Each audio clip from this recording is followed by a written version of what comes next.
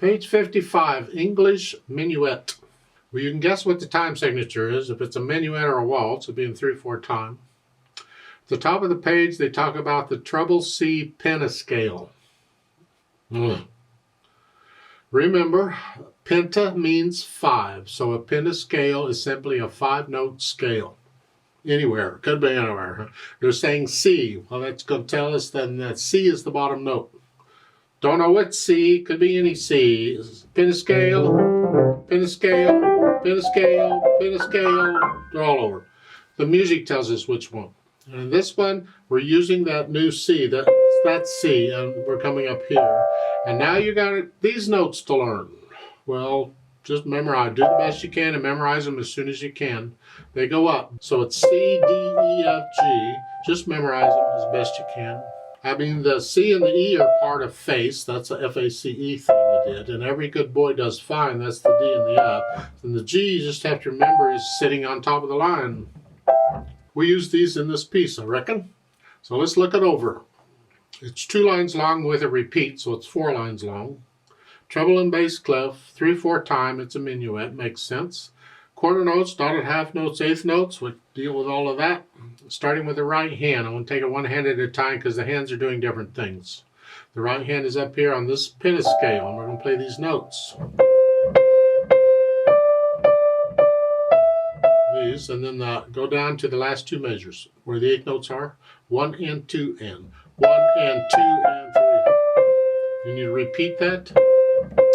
The left hand's just got dotted half notes, so each one is 3 counts, and you're on middle C here. So it's 1, 2, 3, 1, 2, 3, and this hard. Okay, put the hands together. We're up here. Get the idea? No big deal, I hope. So once you have the notes down, then we can think about the articulation. Slurs and staccatos, and I'm going to flex the wrist, short staccatos. The left hand, I'm going to connect it.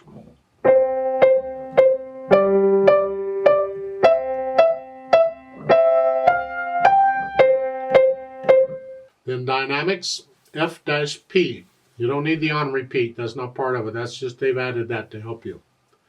It simply means you play it the first time F for loud, forte, and the second time is P for piano, or soft. Whatever you think loud is. And I'm going to recommend that's the right hand. I keep the left hand in the background. So we want to hear the right hand. That's the melody. So it's loud. And then on repeat it's soft. That makes the left hand very soft. As best you can. Keep trying to play one hand louder than the other. It'll come. And you really ought to take turns, but we'll get to that later as to which hand is loud. And speed, well, whatever stately is. To me, that's somewhere in the middle. Just think of being proud and all these fancy people doing this minuet.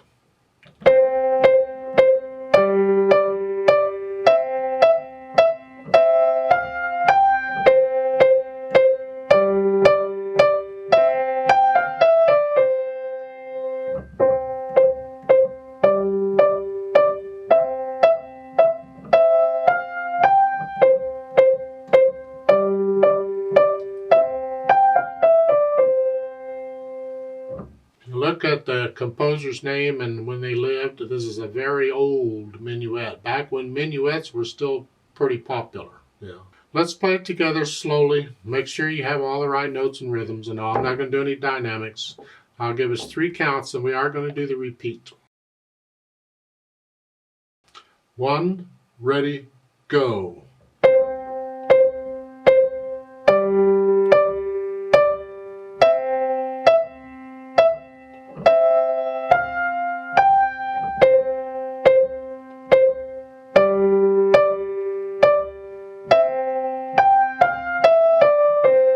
2, repeat.